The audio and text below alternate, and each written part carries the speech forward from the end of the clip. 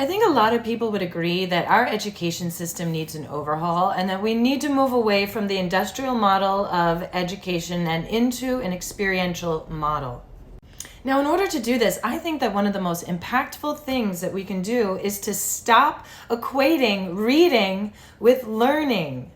So for example, in higher education, this is so prevalent, where you sign up, especially in the humanities, you sign up for a class, and the main way that you are learning in the class is by doing reading assignments, by reading. And then you'll write a paper to integrate what you have learned.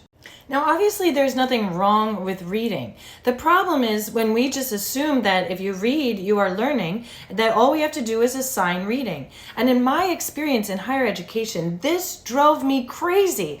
And it just blows my mind that more people don't talk about this. But I think in most cases in higher education, there is way too much reading assigned.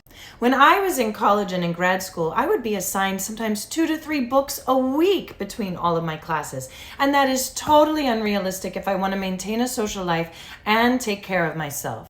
I got so fed up with this in grad school that I would email professors before I signed up for the class and get the syllabus. And if it was too much reading, I didn't take the class. And instead, I sought out classes that had a more experiential basis for learning. I even convinced in one of my classes, I convinced the professor, instead of writing the third paper, for it to turn into a group project, that we would propose a solution for something, instead of just writing about some reading that we had done. So again, there's nothing wrong with reading, but it cannot be the primary learning activity. Instead, there needs to be a primary learning activity that is experiential, and then reading can supplement that as necessary. For example, if the assignment is to propose a solution about something, then you will read as necessary to inform your proposed solution.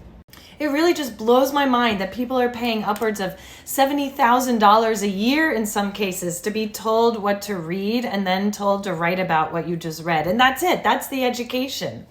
And then I think that we carry this idea with us. So after we've left school, we feel pressure to continue reading in order to continue learning. And there's nothing wrong with reading. I read 20 to 30 books a year, but I only read books when I want to know something. And because I want the information so badly, I just inhale the book. I consume it so quickly, and I don't have to push myself to read. Honestly, I see a lot of times that people are reading books that are a waste of their time because they feel pressured to read in order to keep learning. So if we can switch that so the reading isn't the end, but reading is a means to the end and the education is experiential, I think it would make a huge difference.